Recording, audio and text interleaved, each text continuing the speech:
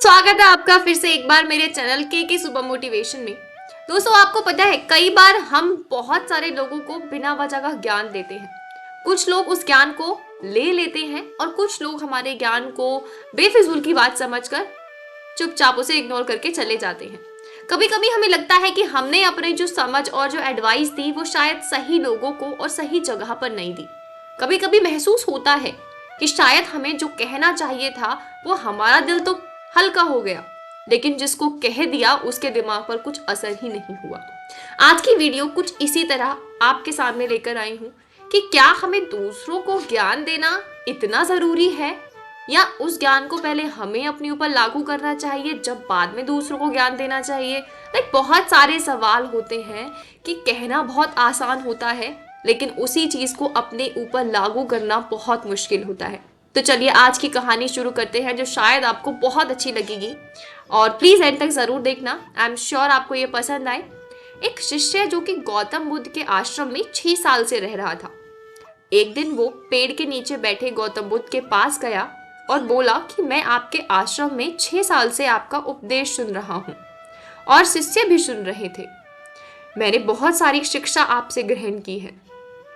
बाकी शिष्यों में से आपने सभी शिष्यों को ज्ञान देने के बाद अलग अलग जगह भेज दिया ताकि वो बाकी लोगों तक ज्ञान पहुंचा सके, उन लोगों की वो शिक्षा प्रदान कर सके।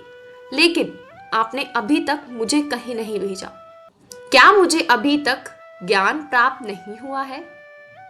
तभी गौतम बुद्ध उसकी तरफ देखते हुए बोलते हैं, शिष्य, ये तो तुमको समझना होगा कि तुमको ज्ञान प्राप्त हुआ है या नहीं। इस बात से थोड़ा सा निराश होकर वो शिष्य बोलता है, बौद्ध, 6 साल से आपने मुझे जो भी ज्ञान और उपदेश दिए हैं वो मुझे सब याद है। मुझे आपका हर एक उपदेश याद है, जो भी आपने हम सबको शिक्षाएं दी हैं। अगर थोड़ा भी संदेह हो तो आप मुझसे पूछ सकते हैं। तब गौतम बुद्ध जी बोलते हैं, शिष्य, ज्ञान को दिमाग में धारण करने से कोई फायदा नहीं। तुमको अपने इस ज्ञान को अपने आचरण में उतारना होगा, तभी दूसरों को तुम्हारी बात समझ में आएगी और लोग तुम्हारी बात सुनेंगे, तुम्हारी बातों को आचरण में लेंगे। जब तक इस प्राप्त ज्ञान को आचरण में नहीं लोगे तो तुम्हारी बातों पर कोई भरोसा नहीं करेगा, क्योंकि जो लोग देखते हैं उसी को वो मानते हैं। तब वो शिष्य गौतम बुद्ध से कहता है कि मेरे पर कृपा करें, मुझे एक मौका जरूर दें ताकि मैं लोगों को आपका दिया हुआ ज्ञान पहुंचा सकूं, उन्हें शांति के उपदेश दे सकूं, उन्हें जीवन में सही मार्ग दे सकूं। मैं लोगों की समस्याओं का समाधान करना चाहता हूं आपके इस ज्ञान से। तब गौतम बुद्ध कहते हैं कि अभी तुम लोगों को ज्ञान देने के लिए सक्षम नहीं हो, तब तुम होंगे तो तुम्हें खुद ब खुद मैं भेज दूंगा। लेकिन शिष्य नहीं मानता और गौतम बुद्ध के सामने जिद करता है कि कृपा करके मुझे एक मौका दें, मैं आपको सिद्ध करके दिखाऊंगा। पिछले बीते 6 सालों में मुझे इतना ज्ञान तो दिया है कि मैं अब लोगों को ज्ञान दे सकूं। तब गौतम बुद्ध के मना करने पर वो नहीं मानता। तो गौतम बुद्ध कहते हैं कि तुम पश्चिम दिशा में जो एक गांव मिलेगा वहां से पहले भिक्षा मांग कर लाओ और साथ ही उन्हें ज्ञान भी दो, जिससे उनके जीवन का मार्गदर्शन हो सके। तुम कल सुबह उस गांव में जाओ और शाम को आकर मुझे बताना कि कैसे तुमने अपने ज्ञान से लोगों की मदद की और उनका मार्गदर्शन किया। ये सुनकर उस शिष्य की खुशी का ठिकाना नहीं रहा। वो बहुत ही ज्यादा खुश हो गया। सारी रात वो ज्ञान देने के बारे में सोचता रहा और सो गया। जब वो सुबह उठा तो वो पश्चिम दिशा की ओर गांव में चला गया। उसने सोचा कि मैं इस तरह से ज्ञान दूंगा कि लोगों के सारी परेशानियों का हल निकल जाएगा। जिस तरह गौतम बुद्ध ने मुझे ज्ञान दिया है, मैं लोगों को उसी प्रकार ज्ञान दूंगा। जब वो शाम को गांव से लौटकर आया तब गौतम बुद्ध ने देखा कि उसके सारे शरीर पर चोट के निशान हैं। उसके हाथों से खून बह रहा था। गौतम बुद्ध ने उसे कुटिया में ले गए और उससे चोट पर मलम लगाया और उसकी पट्टी की। उस शिष्य से पूछा कि ऐसा क्या हुआ, तुम सुबह तो बहुत अच्छे गए थे, तुम्हें इतनी चोट कैसे लग गई? और जब उस शिष्य ने कहा कि जब मैं गांव में भिक्षा मांग रहा था तो किसी ने भी मुझे भिक्षा नहीं दी, बल्कि गालियां और ज़्यादा मुझे ताने दे रहे थे। एक व्यक्ति ने भिक्षा फेंक कर दी और मुझसे बोला कि ये भिक्षा उठाओ और आगे बढ़ो। मैं उस व्यक्ति को समझाने लगा कि वो मानने के लिए तैयार ही नहीं हुआ, बल्कि उस व्यक्ति ने मुझे मारा, पीटा, जिससे मुझे इतनी सारी चोट आ गई। इस गांव के सभी लोग अज्ञानी हैं। इसे मूर्ख लोगों को ज्ञान देने का मुझे कोई फायदा नहीं। मुझे किसी दूसरे गांव में भेजो जहाँ के लोग थोड़े बुद्धिमान हो। तब गौतम बुद्ध बोले, जिस गांव में तुम गए थे वो सबसे ज्ञानी लोगों का गांव था।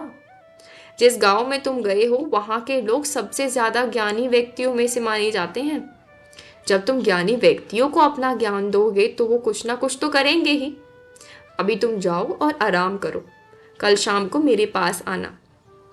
ये बात सुनकर वो शिष्य वहां से चला गया और अगली सुबह कुटिया में गौतम बुद्ध के पास गया। गौतम बुद्ध के साथ एक और शिष्य था। उसके हाथ में चोट लगी हुई थी।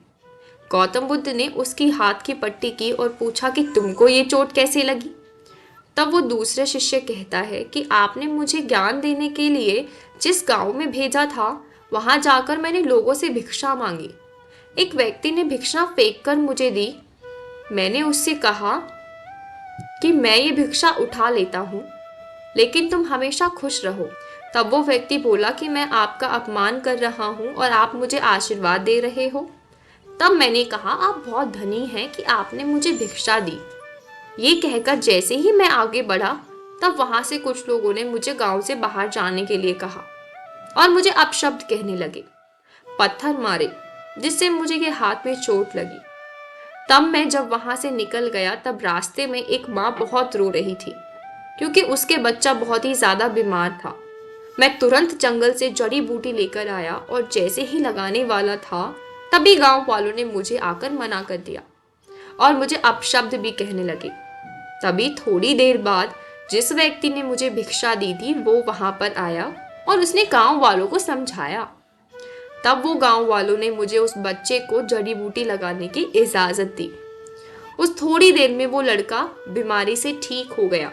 तब वहां सभी लोगों ने मुझे अपशब्द बोले थे, वो मुझसे माफी मांगने लगे और मुझे प्रणाम किया।